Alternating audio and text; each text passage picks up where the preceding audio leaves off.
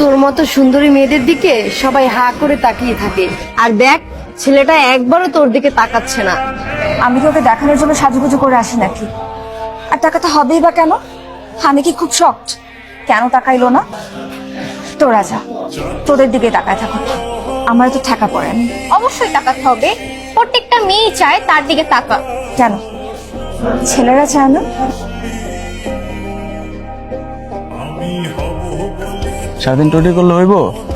আচ্ছা, ওই মেয়েটা এমনি করে বসে আছে কেন? শুনলাম ওর নাকি রেজাল্টটা তোরা ভালো হয় না।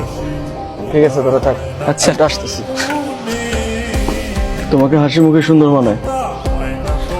আমার রেজাল্ট আমি জানি, ক্যাম্পাসের সিনিয়র হিসেবে বলছি, এরপর যদি কোনো বিষয়ে কোনো হেল্প দরকার হয় আমাকে জানাবে, ঠিক আছে?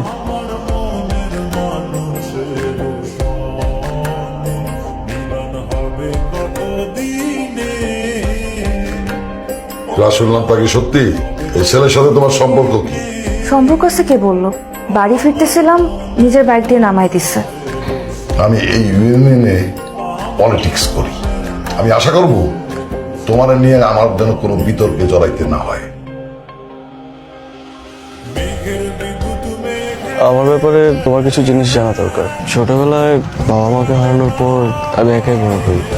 তারপর থেকে বলতে পারো আমি আমার বন্ধু বান্ধবদের সাথে বড় হয়েছি। ওরা ছাড়া এই দুনিয়াতে আমার আপন কেউ নেই। কে বলেছে তোমার আপন কেউ নেই? আমি তো আছি। আমি বুঝলাম না। তোমার বন্ধুরা যদি তোমার আপনজন হতে পারে, তোমার পরিবারের সদস্য হতে পারে, তাহলে তোমার ছোট্ট দুনিয়ার একজন সদস্য কি আমি হতে পারি না? তুমি কি সারা জীবন আমার সাথে থাকবে? কখনো কিন্তু ছেড়ে যেতে পারবো না। ঠিক আছে, কিন্তু আমার সাথে কিন্তু অনেক অপ্রয়োজনীয় কথা বলতে হবে। তাই আমি এমনিতে অনেক অপ্রয়োজনীয় কথা বলি। আমাকে নিয়ে পুরো শহর ঘুরে বেড়াতে হবে, আমাকে প্রতিদিন বাসায় ড্রপ দিতে হবে, আর আমি যখন চাইবো আমাকে নিয়ে ঘুরতে বের হবে, তাহলেই হবে।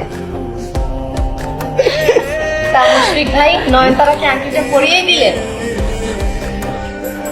আরে ধুর, এটা তো খুবই কম দামি একটা জিনিস। দামের কথা কখনো বলতে হয় না, দাম বলে যায় ছোট লোকেরা। তাছাড়া এটা আমার কাছে অনেক দাম। দেখো মা, যখন তোমার মারা যায় তোমার বয়স তখন 2 বছর। তোমার সুখের কথা চিন্তা করে আমি বিয়ে শাদী করি নাই। কেন করি নাই জানো? তুমি যাতে ভালো থাকো। দুনিয়ার কোনো বাবা মাই চায় না তার মেয়ে কষ্টে থাকুক, তুমি সুখে থাকো, সেটাই আমি চাই।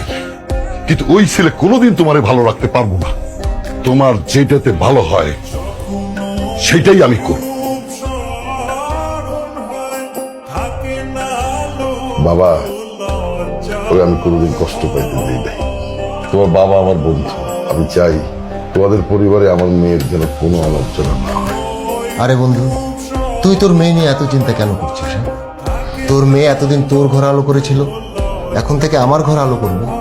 তাহলে তুই যদি বলিস, তাহলে কাজী সাহেবকে বলি বিয়ের কাজটা শুরু করতে। শুরু করো। কাজী সাহেব, শুরু করেন। আলহামদুলিল্লাহ। হ্যাঁ হ্যাঁ, বিয়ে পড়ান জলদি জলদি। কি হয়েছে তোমার?